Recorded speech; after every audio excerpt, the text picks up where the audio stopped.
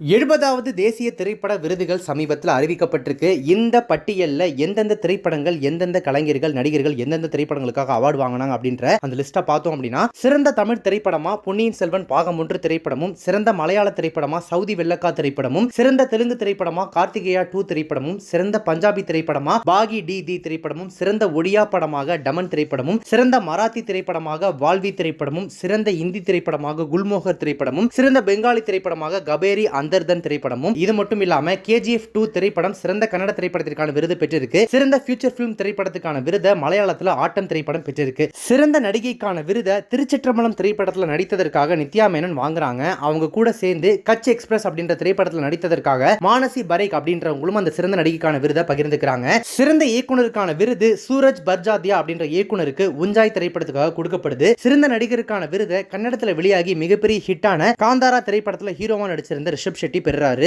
சிறந்த stunt choreography அதாவது Sunday வடிவமைப்புக்கான விருதை அன்பறிவு மாஸ்டர்ஸ் 2 பேருமே பெறாங்க. KGF 2 திரைப்படத்தில் இவங்களுடைய பிரமாதமான ஸ்டண்ட் கோரியோகிராஃபிக்கு இந்த விருது வழங்கப்பட்டிருக்கு. சிறந்த நடன இயக்குனருக்கான விருது அதாவது பெஸ்ட் கோரியோகிராஃபி கேட்டகரியில திருச்சிற்றம்பலம் திரைப்படத்தில் வரக்கூடிய மேகம் கருக்காதா அப்படின்ற பாட்டுக்கு கோரியோகிராஃபி பண்ணியிருந்த ஜானி மாஸ்டருக்கு வழங்கப்படுது. சிறந்த இசையமைப்பாளரா AR ரஹ்மான் அவர்கள் பொன்னியின் செல்வன் திரைப்படத்துக்காக தேர்ந்தெடுக்கப்பட்டிருக்காரு. சிறந்த ஒளிப்பதிவு அதாவது சினிமோட்டோகிராஃபி கேட்டகரியில பொன்னியின் செல்வன் திரைப்படத்துக்கு ஒளிப்பதிவு செஞ்ச ரவிவர்மன் இந்த விருதுக்காக தேர்ந்தெடுக்கப்பட்டிருக்காரு. சிறந்த ஒளி வடிவமைப்பு அதாவது சவுண்ட் டிசைனிங்கான விருதை பொன்னியின் செல்வன் திரைப்படத்தில் ஒர்க் பண்ண ஆனந்த் கிருஷ்ணமூர்த்தி அவர் பெறாரு. சிறந்த எடிட்டிங்கான விருதை மலையாளத்தில் வெளியான ஆட்டம் திரைப்படமும், சிறந்த திரைக்கதைக்கான விருதையும் அதே மலையாளத்தில் வெளியான ஆட்டம் திரைப்படமும், சிறந்த பின்னணி பாடகிக்கான விருதை சவுதி வெள்ளக்கா அப்படின்ற மலையாள திரைப்படத்தில் பாடியிருந்த பாடகி பாம்பே ஜெயஸ்ரீக்கும், சிறந்த பின்னணி பாடகருக்கான விருதை பிரம்மாஸ்திரா திரைப்படத்தில் கேசரியா அப்படின்ற பாடலை பாடியிருந்த அர்ஜித் சிங் இருக்கும் அதை அனௌன்ஸ் பண்ணிருக்காங்க. தமிழ்ல பொன்னியின் செல்வன் திரைப்படம் மட்டுமே சிறந்த திரைப்படம், சிறந்த பின்னணி இசை, சிறந்த ஒளி வடிவமைப்பு, சிறந்த ஒளிப்பதிவு அப்படின்னு சொல்லிட்டு 4 கேட்டகரியில 4 விருதுகள் அள்ளியிருக்காங்க. மொத்தமா பார்க்கும்போது அறிவிக்கப்பட்ட இந்த 70வது தேசிய விருதுகள்ல கோலிவுட்டுக்கு அதாவது தமிழ் சினிமாவிற்கு மட்டுமே திருச்சிற்றம்பலம் திரைப்படத்துக்கு 2 விருதுகள், பொன்னியின் செல்வனுக்கு 4 விருதுகள்னு 6 விருதுகளை தமிழ் சினிமா அள்ளி இருக்கு. தேசிய விருதுகள் பத்தின உங்களுடைய கருத்துக்களை கமெண்ட்ஸ்ல மென்ஷன் பண்ணுங்க. இப்போ இந்த வீடியோ உங்களுக்கு ரொம்ப பிடிச்சிருந்துச்சுன்னா லைக் பண்ணுங்க, ஷேர் பண்ணுங்க. நம்ம சேனலை இது வரைக்கும் சப்ஸ்கிரைப் பண்ணாதவங்க யாராவது புது வீடியோ பார்த்துட்டு இருக்கீங்க அப்படின்னா மறக்காம உடனே இப்பவே நம்ம சேனலுக்கு சப்ஸ்கிரைப் பண்ணிட்டு பக்கத்துல நோட்டிஃபிகேஷன் பெல் பட்டனையும் மறக்காம டிங் பண்ணிடுங்க.